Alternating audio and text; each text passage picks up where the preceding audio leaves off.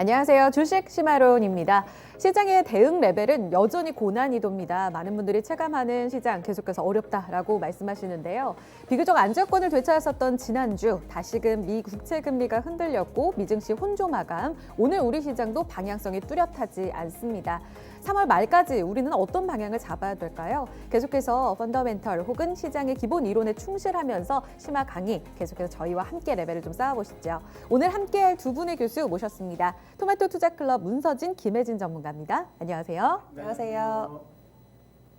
자, 시장 분위기부터 돌아보고 오겠습니다. 다시금 빨간불로 돌아섰던 거래소가 하락으로 재차 돌아섭니다. 시장의 변화 상황 김은별 캐스터 전해주시죠. 네, 양시장이 오전보다는 그래도 오후장에서 조금 더 나은 모습을 보여주고 있습니다. 금리 상승에 대한 우려가 있었지만 시장이 극복해 나가고 있는데요. 먼저 코스피 지수부터 보시겠습니다. 네, 현재 구간 보시면 코스피는 약보합권 정도 지나가고 있고요. 3037포인트 터치합니다. 현재 구간 거래 대금 보시면 10조 원을 조금 넘기고 있습니다. 분봉 차트로 흐름 보시겠습니다. 네, 오늘 오전에는 하락세를 보이면서 코스피가 조금 밀려내려가는 모습이었는데요. 이 10시 구간을 보시면 거의 3020선까지 하락하는 모습이었다가 조금씩 오후장에서 회복하는 모습을 가져가고 있습니다. 현재 구간 보합권 정도 내까지 들어오게 되면서 3030선 위쪽으로 강하게 올라섭니다. 네, 수급 보시겠습니다. 네, 현재 구간 수급을 보시면 기관이 394억 원 팔자세를 드러내고 있는데요. 현재 금융투자를 중심으로 매수세가 유입되게 되면서 그래도 매도폭을 크게 축소하고 있습니다. 반면 외국인은 4,103억 원 팔자세를 이어가는 기조고요. 개인은 4,513억 원 매수 우입니다. 업종별로도 보시겠습니다. 네, 현재 구간에서 보시면 상승하고 있는 업종들이 조금 더 많습니다. 그중에서 가장 많이 오르고 있는 섹터는 기계 섹터고요. 3.4%대 강세 흐름입니다. 이 두산그룹주들이 오늘 이슈 플레이를 하면서 급등하는 모습을 보여주고 있고요. 오후장에서 시세가 좀 더 높아지면서 업종별로도 기계 섹터가 치고 나가고 있습니다. 네, 그 외에는 철강금속 섹터가 3%대 강세 흐름인데요. 포스코의 시세가 높습니다. 이번에 이 반덤핑 관세 관련해서 미국 쪽에서 대폭적으로 낮추게 되면서 대미 수출이 한 번 더 탄력을 받게 되면서 섹터별로 영향을 주고 있고요. 운수창구, 건설, 그리고 섬유 의복 순으로 현재 구간 오르고 있습니다. 반면에 하락하는 섹터들도 보시겠습니다. 네, 현재 크게 밀리고 있는 섹터는 전기가스업 섹터가 되겠습니다. 3.5%대까지 내려가고 있는데요. 이 한국 전력 주가가 오늘 급락을 하는데 이 전기요금 인상이 유보된다는 소식이 나와 있습니다. 이 부분이 크게 영향을 미치고요. 그 외에는 다 1% 안쪽의 낙폭을 보여주게 되면서 비금속 광물, 종이목재, 운송장비, 음식료품 순으로 현재 구간 하락하고 있습니다. 시총 상위 종목들로 넘어가 보시겠습니다. 네, 오늘은 전반적으로 보시면 혼조세를 기록하는 모습인데요. 먼저 IT 투톱주들부터 점검을 해보시겠습니다. 현재 삼성전자와 SK하이닉스 보합권 정도에서 등락을 반복하고 있는데요. 대체적으로 강보합권에 들어오려는 움직임 나타나고 있고요. 현재 구간에서 삼성전자는 외국인의 매도세가 나타나고 있다는 점도 함께 보셔야겠습니다. 그리고 언택트 종목들은 오늘 분위기가 약간 엇갈립니다. 현재 구간 카카오는 보합권 터치하면서 49만 2,500원 지나가는데요. 네이버는 보시면 1%가량 하락세고요. 40만 원 선 아래쪽으로 내려오고 있습니다. 무엇보다 오늘은 K배터리주들 계속해서 약세 흐름을 이어나가고 있는데요. 장중에 LG화학이 80만 원 선을 깨고 아래쪽으로 내려가기도 할 만큼 현재 K배터리의 시세들이 조금 약세 흐름을 보여주고 있습니다. 완성차 업체들이 하나둘씩 점차 이 자체적으로 배터리를 개발하겠다 이런 소식들이 전해지고 있는데요. 주말 중에는 현대차 쪽에서도 관련 소식들이 나오게 됐고요. 오늘 LG화학 3%대로 하락하고 있습니다. 삼성 SDI 보셔도 현재 2% 밀리며 64만 7천 원 정도 터치하고 있고요. 대체적으로 약세 흐름을 보이는 가운데 완성차 업체들의 주가도 파란불을 켜고 있습니다. 현대 모비스가 조금 큰 폭으로 밀리고 있고요. 현재 구간 2%가량 밀립니다. 네, 다른 제약바이오 종목들은 대체적으로 오늘 빨간불을 켜고 있습니다. 나란히 1%대 강세 흐름인데요. 셀트리온은 무려 4거래일 만에 반등이 나타나고 있고요. 1% 오르면서 29만 원 정도를 터치하고 있습니다. 그 외에는 포스코 앞서서 보신 대로 이 반덤핑 관세 관련 모멘텀으로 해서 5%가량 상승하는 흐름을 보여줍니다. 특징주 보시겠습니다.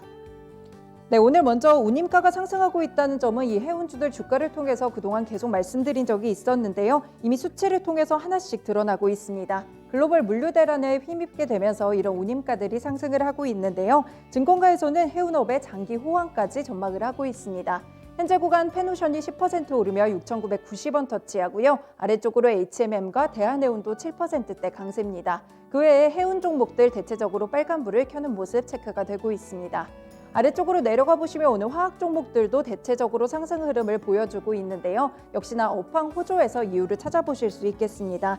경기 회복으로 인해서 주목을 받고 있는데요. 대부분 업종들이 스프레드 개선세를 보이고 있고요. 여기에 유가 급등에 따라서 수혜까지 받고 있습니다.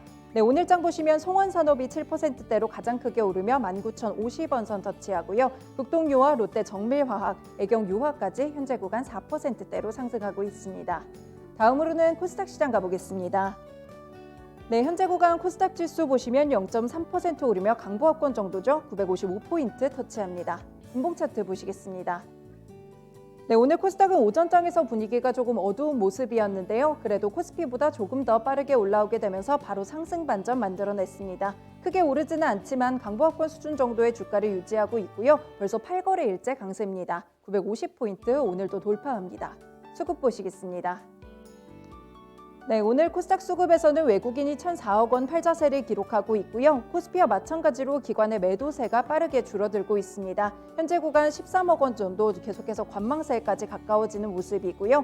개인은 현재 구간 보시면 968억 원 매수 우위입니다. 시총 상위 종목들을 보시겠습니다. 네, 오늘은 전반적으로 혼조세 흐름을 보이다가 하락하는 섹터들도 조금씩 많아지고 있습니다. 셀트리온 그룹주들 보시면 현재 구간 그래도 빨간불을 켜내고 있는데요. 헬스케어가 2.5% 오르며 12만 8,500원 정도 터치하고 있고요. 나머지 종목들의 시세를 보시면 대체적으로 1% 안쪽의 낙폭을 보여주게 되면서 조금 슴슴한 시세를 보여주고 있습니다. 오늘 펄어비스가 그래도 0.7% 오르며 29만 7,100원 선 터치하고 있는데요. 증권가의 분석도 있었습니다. 이 콘솔 플레이어로 성장했을 때 밸류에이션의 정상화가 가능하다라는 이런 부분들을 언급하게 되면서 조금 상승세를 보여주고 있고요. 그 외에는 시젠이 2%대 그리고 오늘 무엇보다 KMW가 3%대로 조금 더 크게 밀리고 있습니다. 5G 통신 장비주들 같은 경우에는 올림픽 영향도 좀 받을 텐데요. 이 5G 관련된 투자와 연결이 되게 되면서 오늘장 3.5% 밀리며 64,500원 터치하고 있습니다. 네, 아래쪽으로는 원익 IPS 그리고 제넥신 현재 구간 강보합권 터치합니다. 다음으로 특징주 보시겠습니다. 네, 먼저 정치 테마주들부터 체크해 보실 텐데요. 차기 대선 후보 적합도에서 이 윤석열 전 검찰총장이 39.1%를 차지했습니다. 여권 인사들을 모두 제치고 이렇게 오차범위 앞에서 앞서고 있는데요. 그동안 집계됐던 윤 전 총장의 지지율 집계치 중 가장 최대라는 평가가 나오고 있습니다. 시장에서는 기존의 테마주들보다는 새로운 테마주들 찾기에 조금 더 분주한 모습인데요. 현재 구간 승일과 FN가이드 바로 상한가 진입한 모습이고요. 원익큐브도 22% 오르며 4,395원 터치하고 있습니다. 그 외 대체적으로 윤석열 신테마주들 같은 경우에는 두 자릿수대 시세를 뽐내고 있습니다. 네, 아래쪽으로 보시면 중소형 게임사들도 함께 보실 수 있겠는데요. 이 신작 기대감을 안고 있는 가운데 메타버스에 대한 주목도도 함께 높아지고 있습니다. 이 메타버스가 2030년에는 1,700조의 시장이 될 것이라는 분석들이 나오고 있는데요. 여기에 한빛소프트나 M게임 같은 경우에는 메타버스 관련 종목으로 먼저 분류가 되고 있었습니다. 데브시스터즈 보시면 11% 오르며 99,600원 터치하고요. 말씀드린 한빛소프트는 9%대, 그리고 맨 아래쪽으로 M게임은 3% 오르며 8,470원 터치하고 있습니다. 지금까지 시황 살펴봤습니다. 다시 강의로 가보시죠. 네, 종목별로는 여전히 좀 상승 매기가 살아있는 쪽이 있기는 하지만 지수 탄력이 반납되고 있는 구간입니다. 자, 그럼 오늘 강의로 들어가 보겠습니다. 오늘도 시장에 영향을 미치는 내용 그리고 무엇보다 K배터리 쪽으로 영향을 미치는 이 두 가지 이슈 함께 준비를 해봤는데요. 첫 번째 강의 주제부터 만나보겠습니다.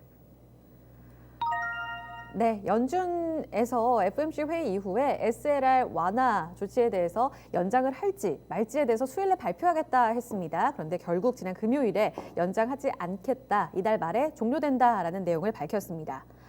미 국채금리가 올랐고 이 때문에 미 증시가 혼조 마감됐다라는 보도 내용 많이 보셨죠? 우려하는 기사들이 쏟아지고 있습니다. 과연 우려할 만한가? 여기에 대해서 좀 두 분의 의견을 자세히 들어보도록 하죠. 먼저 김혜진 전문가님, 최근 SLR, 보완적 레버리지 비율 상당히 또 익숙하지 않은 내용일 수도 있을 것 같은데 이게 뭔지, 그리고 이게 왜 시장에 연장이 되지 않았다고 해서 악재로 받아들여지는 건지 이 이슈 좀 정리해 주세요. 최근에 시장 참여하신 분들은 진짜 어려우신 것 같아요. 최근 들어서 진짜 어려운 단어들이 많이 나오고 있거든요. 네, 미국까지 우리가 커버를 해야 되니 너무 어렵습니다. 맞아요. 그리고 이렇게까지 FOMC에서의 던지는 화두 이슈가 이렇게 시장에 영향을 계속 미치는 네. 적이 사실은 뭐 이런 많지는 않았는데 지금 시장에 참여하신 분들은 정말 좀 어려운 단어, 경제 공부를 많이 하시는 느낌일 것 같은데요. 일단 뭐 지난 FOMC 회의에 대해서 저희가 정리를 해드렸는데. 뭐랄까 저희가 뭐 긍정적인 해석을 많이 해드렸죠. 그리고 네. 뭐 정말 파월의 슈퍼 파워를 볼 수 있었고 뭐 온갖 뭐 날카로운 질문들이나 우려감들을 정말 능숙하게 다 넘겼다. 네. 예, 뭐 넘겼다 했지만 근데 시장의 반응이 또 오래 가지가 않았거든요. 특히 채권 시장이 너무 민감하게 움직이니까. 네. 근데 여기서 이제 또 그 이유가 SLR일 것이다라는 이제 우려감이 있었는데. 금요일에 또 네. 그 발표에 대한 이제 연장을 더 이상 안 해주겠다라는 예. 이제 조치를 취한 거예요. 사실 예정돼 있던 겁니다. 네. SLR이 원래 3월 31일까지만 시행을 되기로 되었던 부분이었고요. 근데 이제 연장을 좀 해주지 않을까라는 좀 기대를 했던 것 같은데 그냥 예정대로 3월 31일까지만 하겠다라는 걸로 이제 시장이 또 채권 시장이 좀 흔들리기 시작했는데요. 일단 SLR이 뭔지 좀 네. 설명을 좀 해드릴게요. 네. 이게 그러니까 은행에서의 자기 자본 비율이라고 생각하시면 되거든요. BIS는 또 많이 들어보셨을 거예요. 네. 그죠? 그러니까 은행이 정말 안정적으로 운행이 돼야 하는 금융기관 중에 하나잖아요. 네. 은행이 붕괴되면 저희가 뭐 리먼 사태도 겪어봤습니다만 이런 금융사 하나, 또 은행 하나가 또 붕괴가 됐을 때 모든 시스템적으로 글로벌적으로 미칠 수 있는 영향이 많기 때문에 네. 정말 은행에서는 이런 투자를 할 때 좀 더 안정적이게 해야 하고 항상 뭐 지급 준비율이라고 하잖아요. 그러니까 줄 수 있는 돈 항상 챙겨놔야 된다. 이거는 지켜줘야 돼. 네. 이거 지키고 니네가 뭐 돈을 불리든지 뭐 대출을 하든지 뭐 채권을 사든지 알아서 해라는 비율이 있는 건데 네. 거기에 비슷하게 이제 SLR이 이제 보완적 레버리지, 그러니까 레버리지를 일으킬 수 있는 비율을 지금 한정을 둔 거예요. 네. 은행에서 할 수 있는 부분이. 근데 계산을 할 때 이제 총 자본 자산에서 자기 자본 비율의 비율을 계산했을 때 3% 무조건 이상이어야 되거든요. 3보다 커야 돼요. 그 숫자가. 네. 물론 지금 미국의 은행이 정말 시중 은행이 많습니다. 뭐 2,500억 달러 이상만 되면 이 규제를 받거든요. SLR하고 규제를 받는데 네네. 그렇게 치면 뭐 100개 은행 정도가 돼요. 그러니까 우리가 아는 뭐 IB 포함해서 대형 은행들이 다 거의 포함되는 다 거죠? 포함되죠. 거의 다 포함되는데 여기에 또 뭐 글로벌적으로 조금 더 영향을 미치는 은행들, 뭐 우리가 뭐 골드만삭스라든지 뱅크 오브 아메리카 같은 경우에는 5%로 더 제한을 높이긴 했어요. SLR 높이긴 했는데 그래서 일단 3에서 5%로 높여야 된다. 이 정도 가지고 있어야 된다라는 비율이 있는데 원래 그 규제라는 거죠. 그렇죠. 근데 이 자산이라는 부분이 분모에 있는 이 총 자산이 중요한데 네. 그러니까 은행이 가지고 있는 뭐 말 그대로 자기 자본, 부채, 뭐 다 모든 걸 다 총 자산이라고 하잖아요. 네. 그러니까 여기에 채권이라든지 대출이라든지 뭐 파생 상품 다 들어가 있는 거거든요. 네. 그런데 작년에 이제 뭐 코로나에 뭐 조금 사태도 있었고 했기 때문에 연준에서 이 총 자산을 계산할 때 분모를 계산할 때 국채는 빼줄게라고 했거든요. 그러면 은행이 가지고 있는 자산에서 국채를 뺐어요. 그럼 총 자산이 어떻게 될까요? 줄죠. 네. 줄죠. 그럼 자산을 계산할 때 분모가 줄기 때문에 이 비율이 커질 수밖에 없죠. 네네네. 그래서 전공 이거 어렵네요. 분야라서 네. 네, 수학 선생님 그렇군요. 출신이라서 예. 수학도 네, 역시 경제 수학을 과외 받는 기분이에요. 죄송해요. 산수긴 너무 한데 좋은데요. 예, 그래도 네, 예. 네. 좀 어려웠나요? 아니. 분모 분자. 오랜만에 이제 전공 나와셔서 그래서 네. 네. 그러니까 결론부터 네, 말하면 은행이 교수님, 네. 이 비율을 지키기 위한 부담이 없어졌어요. 그러니까 항상 3 이상 지켜야 돼. 내가 이번에 뭐 예를 들어 3.1 나오면 불안해라고 했었지만 이제는 이 숫자에 대한 뭐 부담이 없어지니까 그냥 국채도 막 사고, 사들일 수 있고. 네, 그 채권도 좀 운영도 잘 할 수 있었고, 그래서 국채에 대한 수요도 높아지니까 국채 가격도 상승하고 또 상대적으로 국채 금리도 떨어지면서 안정이 되고. 그래서 실제로 제가 다음 그래프도 준비를 했는데 네. 실제로 지금 미국의 시중 은행들이 가지고 있는 국채 비율도 보면 실제로 이 작년 3월 조치가 4월 달부터 시작이 됐거든요. 네. 4월 달 발표를 한 이후에 국채 수요가 국채를 엄청 많이 사들였어요.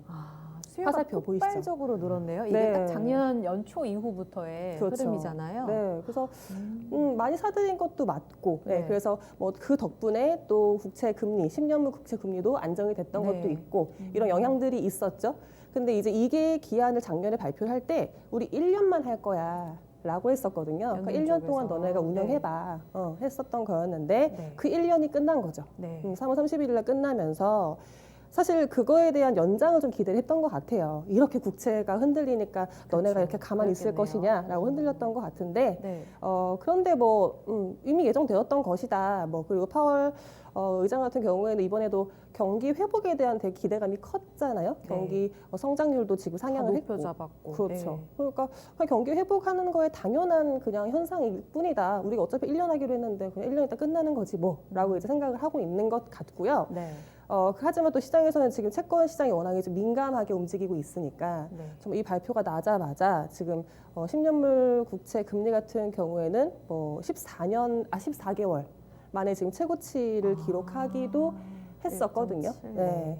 근데 뭐 이거는 뭐 민선희 전문가님께서 설명해 주시겠지만 파월 의장이 지금 정치적으로도 이거는 연장할 수 없었을 것이다라는 뭐 의견도 많고요. 그래요? 네, 지금 민주당 의원들도 지금 그렇죠. 계속 왜냐하면 이제 이게 그 내년에 2월이 임기가 끝납니다. 파월 네. 의장이 끝나고 재임을 해야 되는데 이 재임을 할 때 그러니까 상원에 은행위의 상원의 통과가 필요하거든요. 네. 그러니까 만약에 그냥 대통령이 나 재임할 거야라고 해도 그걸 결국 청문회에서 통과를 해야 되는데 네. 이게 이제 상원의 은행위 쪽에서 금융위 쪽에서 이걸 통과를 시켜줘야 돼요. 네. 거기에 위원장이 워런 상원의원이거든요. 네. 근데 이제 워런은 아시는 것처럼 은행 규제에 굉장히 민감한 분이거든요. 근데 그분이 이제 이거를 SLR 연장하지 말라고 계속 이야기를 했었어요. 아, 입김이 좀 있었다. 예. 그리고 또 중요한 건 가장 어찌 보면 이 파월 의장의 재임의 가장 경쟁자라고 보면 블레이너드 이사거든요. 네. 블레이너드 이사 같은 경우도 SLR을 이제 이건 하면 안 된다라고 이야기를 했어요. 그 상황에서 파월이 만약에 하면 사실상 조금 이제 민주당과 정치적 각을 세울 수 있는 모습을 보일 수 있을 것 같아요. 네. 그래서 안 했을 그냥 연장을 안 할 가능성이 높습니다. 그러니까 파월 의장 굉장히 좀 정치적인 인물이라고 생각하면 하고 왜냐하면 싶었던 그런 지금 연준 내에 네. 파월은 개파가 없어요. 오. 왜냐하면 정통적인 경제학자가 아니잖아요. 오. 이 전통적인 연준 사람이 아니기 때문에 그러니까 옐런 의장이나 버냉키 의장은 그러니까 이게 자체적으로 자기 사람들이 많습니다. 하물 옐런 의장 같은 경우는 어찌 보면 약간 여두목 같은 느낌이었거든요. 왜냐하면 자기의 수하들이 많았어요. 네. 그러니까 약간 연준 내에서 좀 힘이 있었지만 파월은 연준 내에 자기 사람이 많이 없어요. 그러다 보니까 뭐 재임이나 이런 걸 하려면 사실 정치적인 부분을 신경을 안 쓸 수가 영향을 받았을 없겠죠. 것이다. 예, 왜냐하면 파월 의장이 물론 뭐 지금 이제 의장인데 네. 그만두면 뭐 변호사 하실 것 같아요. 그래서 이제 변호사 하는 것보다는 그래도 이제 아무래도 중앙은행 총재를 하는 게 안 낫겠습니까? 그런 생각할 것 같아요. 그래서 제가 보기엔 분명히 파월 의장은 재임을 신경 쓰고 있을 것 같아요. 그래서 좀 빅픽처를 그리시. 네, 그래서 제가 생각보다 미국채 금리가 잘 안 올라갈 거라고 이야기하는 이유도 나중에 이야기 드리겠습니다. 그거는. 예. 아, 알겠습니다. 네, 이런 우려감도 있는 와중에 제가 그럼 이제 네. 하나만 덧붙여 드리면 제가 이제 그럼 이렇게 SLL이 완화가 됐을 때 이제 다시 국채 다 계산해 이제 너네 갖고 있는 국채 다 계산해라고 할 거 아니에요? 그럼 이제 총 자산이 늘어나니까 은행들 큰일 났다. 그럼 가지고 있는 국채를 다 이제 팔 거라는 네. 거죠 다시. 네. 그럼 매각을 다시 시작을 하면서 이제 금리가 또 껑충 안 그래도 오르고 있는데 더 오를 것이다라는 우려감들이 있는 건데요. 지금 예상되는 시장에서의 국채 매각 금액은 지금 5천억 달러에 달할 것이다라고 되고 있는데 그러면 저는 이제 그걸 또 이제 하나 보여드릴게요. 네네. 지금 그럼 시중은행들이 이제 실적을 발표를 하기 때문에 네. 그 실적 발표했던 최근까지 발표했던 그 실적을 기반으로 했을 때 네. 현재 SLR의 지금 비율이 어떠냐? 아, 네. 라고 보면 은행별로. 그렇죠. 그럼 시중은행들이 많이 팔겠다, 진짜 많이 팔겠구나라는 게 우려감이 생길 건데 네. 지금 제가 정리한 글도 보면 JP모건 같은 경우에는 지금 현재 6.9예요. 네. 안 팔아도 되는 거네요. 그렇죠. 가지고 있는 그 국채를 다 팔았을 때도 네. 6.3이 돼요. 그럼 어, 5% 이상만 돼야 되는 네. 거니까 네. 이미 그 기준에 충족을 해놓고 네, 있죠. 네. 그리고 안정적인 시티은행, 네. 시티. 비율이네요. 그렇죠. 네. 시티은행도 시티은행. 현재 실적 발표는 7%거든요. 아. 그럼 가지고 있는 국채를 다 팔았다. 그럼 5.9. 오, 네. 이미 뭐 5 이상이니까 그러네요. 상관없고요. 네. 뱅크 오브 아메리카 같은 경우에도 7.2가 지금 SLR 비율인데 네. 국채 남아있는 거 다 팔았을 때 6.2. 그러니까 지금 비율들이 네. 생각보다 안정적이에요. 그럼 펄 연준 쪽에서도 이미 알고 있었던 거. 대형 은행들의 유동성이 위기 조짐이 네. 없다, 굉장히 강하다라는 것을 반영하에 그런 발표가 나왔겠네요. 그렇죠. 애초에 작년에 시행을 했을 때도 네. 이게 뭐 장기 국채 금리를 잡기 위해서 이 정책을 완화해 준 것이 아니라 그러니까 유동성을 좀 더 활발하게 하기 위해서 시행을 했던 규제 네, 완화 네. 조치였기 때문에 네. 여기에 대한 뭐 시장 영향력 지금은 워낙 민감한 상태여서 그럴 뿐이지 네. 뭐 그렇게까지 우려할 만한 사항은 아닐 수 있다라고 네. 생각은 하고 있습니다. 판 이후에도 이 SLR 비율이 3이 아니라 5보다도 한참 높은 굉장히 안정적인 단계이기 때문에 유동성을 잠시 흡수하긴 하더라도 큰 악재는 아니다, 이렇게 지금 톤이 들리거든요. 그런데요, 문선희 전문가님, 이 발표가 나오자마자 말씀해 주신 대로 미 국채 금리 뛰었죠. 그리고 항상 이 금리가 튀어오르면 원래 은행주들이 오르지 올라가요. 않습니까? 네. 근데 금융주들이 대거 다 빠지고 네. 오히려 나스닥 종목들이 선방했단 말이에요. 이 부분은 어떻게 좀 해석해야 되는 건지 영향력을 좀 총체적으로 봐주세요. 뭐 일단 저 SLR 자체가 은행 규제잖아요. 이제 은행 규제다 보니까 이제 사실 이제 시장 입장에서는 안 좋게 된 거고, 그리고 이제 아무래도 레버리지 비율 자체를 낮게 이제 좀 줄인 거기 때문에 아무래도 은행은 자기 자본의 레버리지를 키워야지 이득이 많이 나는 건데 아무래도 이득을 좀 줄일 수 있는 요인이잖아요. 펼쳐지겠다. 예, 이런 그런 느낌입니다. 부분, 그런 부분이 당연히 악재가 맞고, 네. 그다음에 이제 나스닥이 뭐 그래도 반등했던 건 시장에서 알고 있었던 것 같고요. 네. 그다음에 왜냐하면 저게 발표되고 나서 한번 쫙 이제 가격은 급락을 했어요. 네. 그러니까 국채 금리가 급등한 거죠. 그래서 장중에 이제 이거 자칫 잘못하면 1.8까지도 가겠는데라는 생각을 했었어요. 예. 근데 이제 그리고 나서 시장은 좀 안정을 찾았습니다. 안정을 찾고 지금 현재는 다시 좀 많이 이게 이전 수준까지 다시 이제 내려왔어요. 내려오면서 네. 지금 김혜지 전문가님 이야기하신 것처럼 이건 나와도 실제로 크게 매물이 안 나올 걸 알고 있었던 거죠. 그러니까 만약에 지금 연준 입장에서도 여기서 매물이 나와서 국채 가격이 계속 떨어질 거라고 생각했다면 이걸 연장을 했을 거예요. 근데 이게 소위 말해 주판 좀 두드려 보니까 네. 해봐도 뭐 별로 안 나오겠네. 이거는 충분히 시장에서 네. 녹아날 수 있겠다라고 생각한 거죠. 그러니까 아무래도 나중에 혹시라도 또 다른 위험이 있을 때 새로운 카드를 또 회수하는 거죠. 네. 걷어들여야지 나중에 또 문제가 터졌으면 또 쓸 수 있는 거니까 일단은 지금은 문제가 없다. 그래서 지금 걷어들인 거라고 생각하고요. 네. 아까도 얘기했지만 시장이 민감해서 그런 거예요.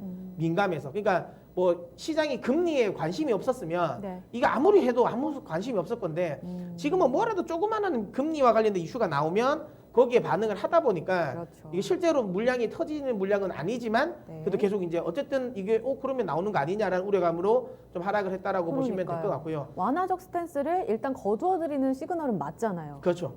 근데 이제 아까도 이야기드린 것처럼 지금 연준 입장에서는 그러니까 어쨌든 나중에 뭔가 문제가 터졌을 때 그때 쓸 카드는 자꾸만 회수를, 그러니까 시장에 충격을 주지 않는 건 회수를 하는 것 같고요. 카드를 좀 아끼고 있어요. 이번에 3월 네. FMC에서도 OT를 안 했잖아요. 네, 네. OT를 충분히 할 만한데 오퍼레이션 이것만 테스트. 보면 네, 네. 제가 개인적인 생각에는 연준은 2%까지 국채금리 2%까지는 생각을 하고 있는 것 같아요. 근데 이번에 점도표에서도 나타났지만 네. 아무래도 지금 시장에 원래 이 경제 성장률 자체를 2.4 물가를 PCE 물가를 한 2.4 코어 이제 CPI PCE 물가 같은 경우도 한 2.2 정도로까지 봤잖아요. 네. 그러니까 이게 물가가 그러니까 코어 CPI가 뭐 그러니까 PCE가 2.2 정도 상승하면 최소한 국채 금리는 그거보다는 많이 올라가겠다라고 생각하고 있는 것 같아요. 그러니까 이 정도는 용인한다. 그러니까 2%까지는 용인할 수도 있겠다라는 생각은 들더라고요. 근데 네. 이 2%가 넘으면 그때부터는 좀 반응을 하지 않을까라는 생각을 하고요. 그다음에 제가 이제 이 국채 금리와 관련된 부분을 그러니까 어쨌든 점진적으로 제가 상승으로 보는 이유는 지금 연준은 아까도 했지만 굉장히 지금 파월 의장은 정치적인 사람이고 재임을 해야 된다. 그러면 지금 미국이 아주 막대한 국채를 찍어내잖아요. 네. 그럼 이 국채 발행을 굉장히 원활하게 만들어야 돼요. 네. 그러려면 지금처럼 미 국채 금리가 가파르게 떨어진다는 시작 인식을 심어두면 안 됩니다. 왜냐하면 그럼 누가 사겠어요? 네. 국채 금리 계속 떨어질 건데. 네. 네. 그러니까 이제 이 정도 선에서는 이제 하락세는 좀 멈출 거야라는 시점은 있을 것 같아요. 그런 시그널을 줘야 될 것 같은데 제 생각에는 한 2% 정도까지는 용인하다가 그 정도 수준에서는 이제 조금씩 카드를 다시 쓸 것 같다는 생각이 들고요. 그리고 중요한 건 지금 국채 금리 자체가 굉장히 많이 급등했다. 그건 지금은 많이 내렸거든요. 국채는 지금은 네. 이게 한때 이게 1점 거의 한 8% 네. 근처까지 갔어요. 7% 네. 후반까지 갔다가 오늘 또 다시 6% 금리가 많이 대로. 떨어진 건데요. 어쨌든 이 부분은 이제 제 생각에는 그런 거죠. 국채 금리가 계속 이제 떨어지긴 하지만 이게 떨어지니까 매력도가 생겼잖아요. 국채 금리가 올라가니까 가격에 대한 매력도가 생겼잖아요. 네. 지금까지 미국 국채의 가장 큰 손은 일본이었거든요. 아, 근데 일본이 원래 안 샀어요. 네. 근데 이제 살 만한 조짐이 생겼어요. 지금 뭐 이제 채권 시장에서 이야기하는 거는 이게 4월 달 거는 4월 달부터는 지금 일본 쪽에서 돈 싸들고 들어온다고 이야기를 하잖아요. 아, 와타나베 부인 돌아오시는 네, 거예요? 돌아올 거라고. 그러니까 이게 제가 보기에는 얼추 2% 정도 요 수준이라고 보는 것 같아요. 그거를 파월이 이야기해 준 것 같아요. 이 정도까지는 내용이긴 하는데 네. 여기서는 저점이야. 콕 찍어 준 거예요. 그러니까 바닥은 여기다. 자, 저점 가격의 매수. 바닥은. 예, 여기 저점 매수라고 네. 이야기를 한 것 같고요. 그래서 이거는 이제 어느 정도 시장에서는 아니죠. 왜냐하면 저점이라고 딱 그 저점을 찍는 건 아니고 그 언저리에서 왔다 갔다 할 거니까. 그러니까 지금 채권을 매수하려는 사람 입장에서는 해볼 만도 하다라고 생각할 가능성이 높겠죠. 예, 그래서 지금 채권 쪽은 좀 원활하게 또 매수가 좀 들어오지 않을까라는 생각을 하고요. 그래서 이렇게 뭐 근데 당분간은 뭐 변동성은 어쩔 수 없겠죠. 특히 이번 주는 워낙 이제 연준 위원들의 발언들이 워낙 많고 화요일 날 수요일 날은 또 이제 청문회에서 파월 의장이랑 그다음에 옐런 장관이 또 발언이 나오니까 또 네. 변동성이 크긴 하겠지만 뭐 그들 입장에서는 분명히 좀 잠재우는 걸 겁니다. 네. 그러니까 국채금리 상승을 좀 잠재우는 이야기를 할 거니까 나쁘지 않을 것 같습니다. 그래서 국채금리 상승은 이번에 SLR과 관련해서 너무 지나치게 신경 쓰실 필요는 없다. 시장이 큰 영향은 아니다.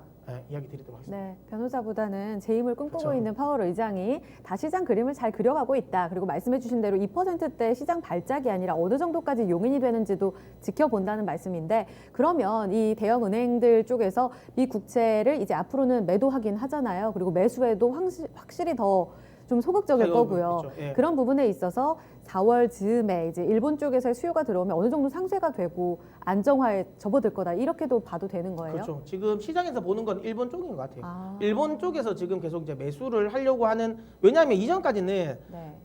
일본이 미국채 금리를 사기도 어려운 이유가 네. 자기께 맛있었어요. 왜냐하면 일본은 YCC를 하고 있잖아요. 아. 그게 정확하게 딱 국채 가격을 안정화시켜 줬잖아요. 네. 그러다 보니까 자기께 맛있었는데 이번에 조금 높였어요. 그럼 이제 일본 국채에 관련된 약간 가격 하락의 요인이 생기잖아요. 네. 예, 그 부분이 또 이제 미국 미국 국채에 대한 국채로. 상대적으로 좀 매력도로 느낄 수 있게 되는 상황인 것 같습니다. 그래서 일본 쪽 다음 달은 일본 쪽에서도 좀 매수가 많이 들어올 것 같아요. 알겠습니다. 계속해서 시장과 금리, 우리가 적정선이 어디인가를 서로 찾아가는 그런 관계에 놓여 있는 것 같습니다. 여기서 너무 이제 우려 깊게 보기보다는 차근차근 얼마나 시장에 영향을 줄 것인가를 좀 수치적으로 확인해 보고, 그렇지 않다면 걱정할 정도가 아니라면 우리가 또 전략을 세워봐야겠죠. 그런 부분에 있어서 첫 번째 SLR 이슈 큰 우려는 아니다라는 부분으로 좀 정리해 드리겠습니다. 그럼 두 번째 강의 주제로 가겠습니다. 네, 글로벌 완성차들의 배터리 내재화 선언이 잇따르고 있습니다. 우려일까요? 기회일까요? 오늘 K배터리 3사도 다 같이 좀 빠지고 있는 이런 모습입니다. 여기에 대해서 좀 체크를 해볼게요. 김혜진 전문가님, 정말 글로벌 완성차들 현대차까지 오늘은 보도가 이렇게 나오고 있던데, 물론 팩트체크 필요하겠지만 완성차들 잇따라 이렇게 배터리 내재화를 선언합니다. 어쩔 수 없는 분위기인 건가요? 지금까지의 분위기 좀 정리를 해주시죠. 뭐 아무래도 기업들의 가장 큰 목표는 원가 절감, 네. 비용 절감일 비용을 줄이는, 테니까요. 네. 네, 그렇죠. 비용을 절감하기 위해서 지금 전기차 내에서 가장 많은 비용을 차지하는 게 배터리거든요. 전기차의 정말 심장이기도 하고 중요한 부분이기도 한데, 그러니까 그쪽에 대한 걸 자꾸 이제 비용을 줄이기 위해서 내재화 시키겠다라는 걸 발표할 수밖에 없는 부분이겠죠. 글로벌적으로 정말 표준이 돼가고 있는 거니까 전기차는. 그래서 지금 뭐 각종 데이들이 많이 나오고 있으면서 우리나라 지금 셀 업체들이 영향을 많이 타격을 받고 받습니다. 있습니다. 네, 네. 뭐 테슬라의 배터리 데이, 그리고 네. 뭐 얼마 전 얼마 폭스바겐 전, 파워 데이. 네. 네. 근데 또 특히나 이 테슬라나 폭스바겐 같은 경우에는 지금 현재 글로벌적으로 전기차 그 판매 점유율이 1, 2위인 업체인 거잖아요. 영향력이 큰. 그렇죠. 네. 그래서 더 영향력이 더 클 수밖에 없는 부분인 것 같고요. 글쎄요. 결론부터 말씀드리면 저는 좀 시기상조, 좀 너무 일찍이 좀 우려를 하고 있는 부분이 있는 것 같다. 네. 뭐 지금 내재화 하겠다는 시기가 테슬라는 작년에 이제 발표했을 때 3, 4년 이내라고 발표를 했고요. 그다음 폭스바겐은 2030년에 될 것이라고 했는데 네. 아직까지 그때까지 시간이 남아 있는 것도 사실이고요. 네. 그때까지 전기차는 생산되어야 하는 것이고, 예. 그래 그때는 이제 우리나라 셀 업체들이 이미 받아놓은 수주가 또 있기 때문에 거기서까지는 걱정 안 하셔도 될 것 같아요. 이 이후에 대한 우려감들이 있는 거죠. 네. 저는 지금 지금 테슬라의 표준으로 만들고 있는 원통형, 그다음 폭스바겐은 각형으로 해서 우리나라가 주력하고 있는 이 파우치형에 조금 배제가 될 것이다라는 부분도 있는데, 만약에 정말 지금의 시장 점유율 글로벌 1, 2위 업체가 이런 모양으로 가겠다라고 하면 막말로 우리나라 업체들도 그쪽으로 갈 수 있겠죠. 만들 수 있겠죠. 네. 저는 파우치형이 더 기술적으로 더 에너지 밀도나 효율적이 높기 때문에 이 부분을 선택한 거라고 생각을 하고 있거든요. 우리나라 셀 업체들이. 네. 그런데 만약에 2030년 됐을 때 우리나라 셀 업체들이 배터리가 안 팔릴 것 같다. 그런데 계속 이쪽에 시장에 몰리고 있다. 그럼 우리나라 셀 업체도 그렇게 만들 수 있겠죠. 모양을 만든 각형으로 가거나 원통형으로 만들겠죠. 네. 주력을 하겠죠. 그러니까 여기에 대해서는 너무 좀 우려감이 너무 좀 크게 너무 세게 오는 거 아닌가 싶고요. 그리고 또 실제 양산이 되기까지 네. 지금 테슬라가 말하고 있는 중국의 CATL이라든지 아니면 지금 폭스바겐이 말하고 있는 스웨덴의 노스볼트 같은 네. 경우에도 실제로 정말로 양산이 가능한지 네. 그리고 양산을 해서 안정화 단계까지 갈 수 있는지가 꼭 확인이 돼야 될 것 같아요. 아직 그렇게 양산을 해본 대량 생산을 해본 경험이 없는 기업들, 노스볼트 같은 경우에는 또 그렇기 때문에 네.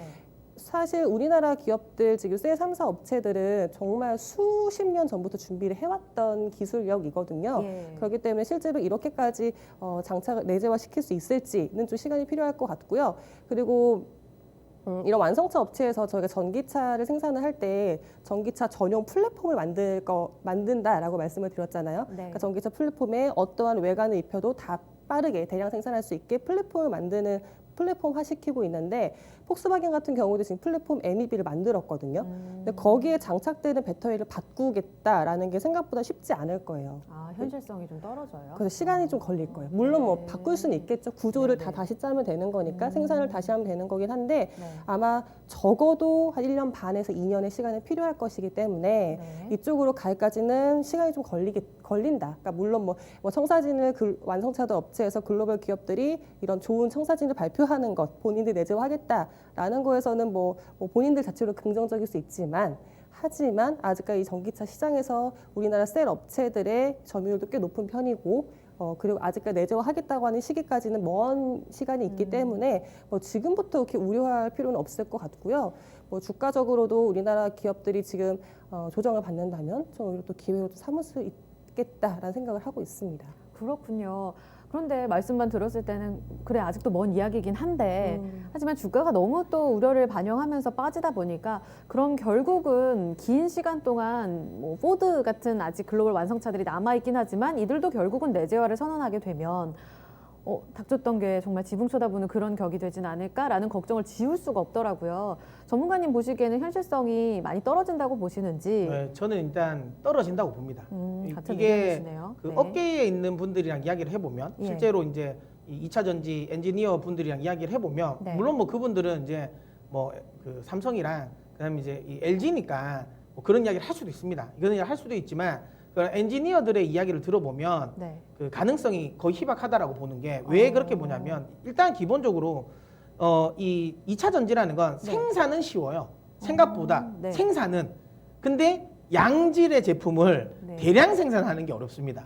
그러니까 배터리를 만드는 건 쉽지만 네. 이게 양질의 그리고 대량 생산하는 걸 굉장히 어렵거든요. 네. 그러니까 대부분의 이런 지금 현재 2차 전지 기술을 가지고 있다라고 하는 기업들이 네. 두 개를 다 가지고 있는 기업들이 잘 없어요. 우리나라 기업들을 제외하면 우리나라나 기존의 업자들, 그러니까 중국의 CATL이라든지 네. 파나소닉 이런 것처럼 네, 네. 기존의 이런 셀 업체들 말고 그러니까 신생주들 같은 경우는 기술이 있으면 대량 생산을 못하고 대량 생산이 가능하면 기술이 없어요. 그러니까 이 두 개를 가지고 있는 회사들이 잘 없다라고 보시면 되고요. 대량 생산이라는 말은 결국 원가 절감이 가능한 그렇죠. 시스템이라는 예. 말씀이시잖아요. 그러니까 이게 지금 배터리가 그리고 또 중요한 건 배터리를 만약에 이렇게 생각하셔야 돼요.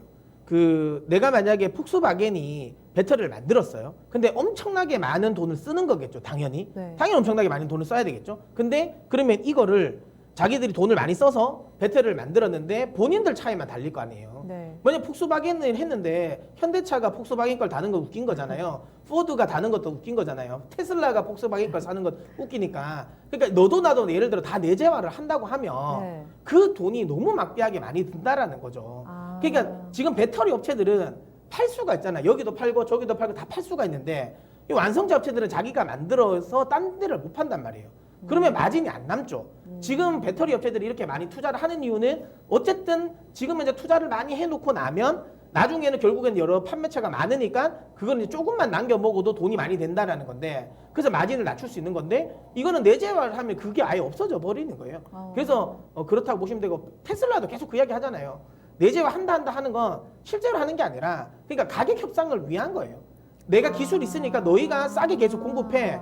아니면 우리가 한다라는 거고. 네. 근데 이제 폭스바겐은 그 수준은 아닌 것 같아요. 왜냐하면 실제로 이제 노스볼트나 이쪽이 좀 집중을 하니까 네. 우리가 진짜 만들어 볼게. 왜냐하면 사실 뭐 폭스바겐은 원래 이제 자체적으로 이제 그 이 뭐죠 그 제조업을 했던 기업이니까 네. 같은 메커니즘으로 생각하는 것 같아요. 그래서 야 공장 짓고 하면 되는 거지 했는데 노스볼트의 지금 수율을 보면 네. 뭐 좀 옛날 말이긴 한데 안습입니다. 그거 안 나와요, 안 나와. 아. 2023년에 그냥 그러니까 지금 이 나름 그래도 대량화가 되지만 예. 그럼 2023년에 나오는 노스볼트의 소위 말 배터리의 성능과 그때 갔을 때 SK나 아니면 삼성이나 그 LG나 아니면 CATL의 성능이 경쟁이 비교가 되겠냐라는 비교가 안 거죠. 된다. 경쟁이 안 된다는 네. 거고 이 부분만 아시면 돼요. 아. 배터리를 한 번도 만들어 보지 않은 회사들은 네. 내재화를 이야기를 하고요.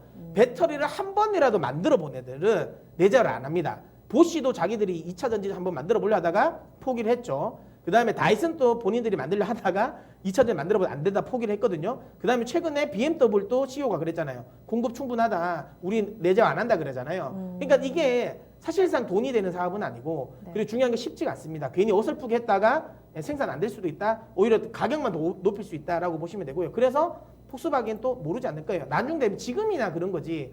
한 2022년, 2023년에 노스볼트 기술 보고 안 되면 네. 그냥 우리 거 그냥 쓸게. 원래 거 쓸게. 뭐 이렇게 할 거예요. 그래서 단기적인 악재일 뿐 장기적인 의견은 그러니까 흐름은 절대 아니다라는 거고 이게 쉽게 올라오기 힘들다. 그리고 기술 지금 제 또 하나는 기술의 발전이 굉장히 빨라지고 있거든요. 만약에 이 뭐 지금 기업들 완성차 업체들이 이제 뛰어들어서 만든다고 했을 때 지금 있는 셀 업체들은 이제 양극재는 다 끝났죠. 음극재, 실리콘 음극재 쓰려고 합니다. 그러면 이 격차는 훨씬 더 많이 나요. 그러니까 기술의 격차는. 네. 그러니까 이게 진짜 만만치 않다. 네. 이거 넘기니까 만만치 않다. 그리고 만약에 그거까지 음극재 쓰는 것까지 갔다. 실리콘. 그러면 이 셀 업체들은 그때는 전고체가 가 있을 거예요. 아. 그러니까 이게 격차가 계속 벌어지고 있는데 네. 자꾸만 뒤에 걸 쓰는 건 좀 어렵겠죠. 네. 그리고 마진도 안 남는데 제가 보기에는 이거는 그냥 제가 단기적인 건 해프닝이라고 저는 생각되고요. 하지만 어쨌든 뭐 전기차 관련 쪽에 대한 부분 그리고 또 중요한 건 2023년부터는 유럽 지역은 또 공급 과잉이에요. 근데 굳이 공급 과잉이면 가격이 떨어질 거잖아요. 그럼 굳이 이걸 할 이유가 없죠. 괜히 손해 보는 짓입니다. 제가 보기에는 그냥 단기적인 그냥 제스처라고 저는 생각을 하고요. 뭐 그러니까 가격 협상에 대한 또 제스처라고 보고 실질적인 내재화는 어렵다. 이렇게 이야기 드리도록 하겠습니다. 그래서 조정치 매수 관점 유지한다고 봅니다. 현실성이 많이 떨어진다. 아직은 좀 욕심에 차서 목표를 말했지만 결국은 가격 협상으로 갈 것이다라는 말씀을 해주셨어요. 요거 하나만 더 팩트 체크하고 갈게요. 현대차 쪽에서도 이런 이야기 나왔는데 뭐 남양연구소, 의왕연구소에서 생산 체제를 이미 갖추고 있는 모습이 뭐 확인됐다. 네. 요것 역시 조금 현실성 많이 떨어진다고 보세요. 그러니까 짧게만. 이게 기자분들이 이거 잘 써야 돼요. 그 연구소잖아요. 예. 그러니까 랩단에서는 뭐도 다 됩니다. 랩단에서는 이미 전고체도 만들어졌어요. 아. 삼성은 이미 전고체가 나왔고 이 시도 하나만 갖고 팩트라고 보면 안 된다. 예, 도요타에서는 네. 이미 그 지금 전고체 이야기 나오고 미국의 퀀텀스케이프도 랩단에서는 전고체도 다 나옵니다. 이게 생산하기는 어렵습니다. 예, 생산이 중요한 거죠.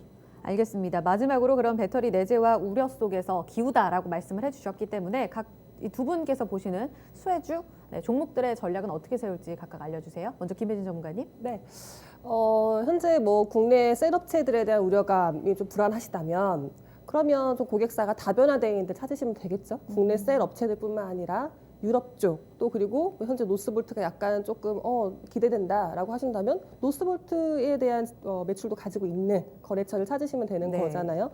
그리고 또 만약에 뭐 파우치형 안 될 것 같아, 각형이 좀 좋을 것 같아라고 하시면 우리나라의 삼성 SDI도 각형 하고 있는 부분이 있으니까 네. 그러니까 이런 뭐 우려감을 가질 필요는 없지만 아무튼 지금 뭐 단기적으로 또 기회를 삼아서 투자해 보실 만한 또 장기적으로도 좋은 기업들이 많으니까 저는 그렇게 해서 두 개의 기업은 동아기업하고 CIS를 좀 말씀을 드리려고 해요. 네네. 동아기업 같은 경우에는 이제 원래는 뭐 마루, 목자재를 건설하는 생산하는 업체였는데 2019년에 그러니까 파낙스힐텍을 지금 인수하면서 2차 전지대의 전해액을 생산을 하고 있거든요. 네. 근데 이 전해액은 폭발물로 간주가 되기 때문에 네. 이 공장을 지을 때 이 허가를 받기까지가 또 시간이 오래 걸려요. 그러니까 1년 이상이 걸리기 때문에 이미 증설이 돼 있고 이미 구축이 되어 있는 전에 기업을 찾으시는 게 중요할 것 같고요. 네. 삼성 SDI가 주로 기업으로 납품을 하고 있고 그리고 뭐 전고체 배터리에 대한 전액도 잘 생산이 되고 있으니까 또 동아기업 같은 경우는 좀 실적이 올해 좀 폭발적으로 잘 나올 것 같아서 기대해 보실 만할 것 실적까지. 같고요. CIS 같은 경우도 2차전지 장비 업체거든요. 네. 제가 원래 소재를 좀 더 좋아하긴 하는데 증설이 됐을 때 장비 업체도 관심을 가져보십사 하는데 네. 노스볼트에 네. 일단 매출처 가지고 있습니다. 작년 같은 경우에 기준으로 했을 때는 거의 한 해 매출의 4분의 1, 그러니까 25%를 노스볼트 쪽에 납품을 했거든요. 그러니까 노스볼트 쪽 좀 보신다면 CIS도 괜찮으실 것 같아요. 네. 문 전문가님은요? 저는 아까도 이야기 드렸지만 그러면 기존의 셀 업체는 이제 배터리 내재와 생각을 못하게 기술 격차를 벌려야 될 거란 말이죠. 그러면 지금 이제 실리콘 응급제, 양극재 쪽은 뭐 하이니켈로 좀 통일되는 상황이니까 응급제 쪽에 투자를 많이 해야 된다. 그런 쪽을 보면 이제 실리콘 응급제 관련 기업들 관심 가져볼 만하다고 보고요. 저는 나노신 소재랑 한솔 케미칼, 나노신 소재는 실제로 노스볼트에도 납품을 합니다. 네. 예, 그렇기 때문에 나노신 소재 관심 가져볼 만하고 다만 저는 나노신 소재는 매출에 대한 기대감이 막 큰 게 아니라서 모멘텀 종목이고 오히려 좀 안정적으로 매매할 거면 이제 한솔 케미칼이 좋죠. 한솔 케미칼은 뭐 다 하고 있잖아요. 반도체 쪽에서도 뭐 비메모리, 과산화수소 관련 부분도 거의 사실상 독점이고 네. 그다음에 지금 이 퀀텀 닷 관련, 디스플레이 관련 쪽도 업황 좋아지고 그다음에 거기에 2차 전지 소재까지도 괜찮아지니까 네. 최근 근데 뭐 한솔 케미칼 거의 조정을 안 받았거든요. 계속 올라가다가 그러네요. 최근에 이제 옆으로 조금 살짝 조정받는 네. 계속 이제 뭐 매수하시려고 하셨던 분들은 언제 조정주나 했었을 거예요. 근데 이제 조금 기간 조정을 주다 보니까 지금 보신 것처럼 차트 보시면 아시겠죠. 거의 조정을 안 주면서 올라왔는데 네, 또 맞습니다. 이렇게 눌려줄 때 네. 한번 매수해 보시는 것도 괜찮을까 생각합니다. 알겠습니다. 두 분의 각각의 수혜주까지 이야기 잘 들어봤네요. 팁 여기까지 좀 챙겨봐야겠습니다. 두 분은 여기서 보내드릴게요. 오늘도 강의 고맙습니다. 감사합니다. 네, 주식시마론 오늘도 투자 판단에 도움될 수 있는 내용들로 가득 채워봤습니다. 이 내용은 특정 종목의 상승과 하락을 보장하진 않습니다. 마지막까지 얼마 남지 않았는데요. 마감 전략도 클로징 벨로 꼼꼼히 챙겨가세요. 저는 내일 뵙겠습니다.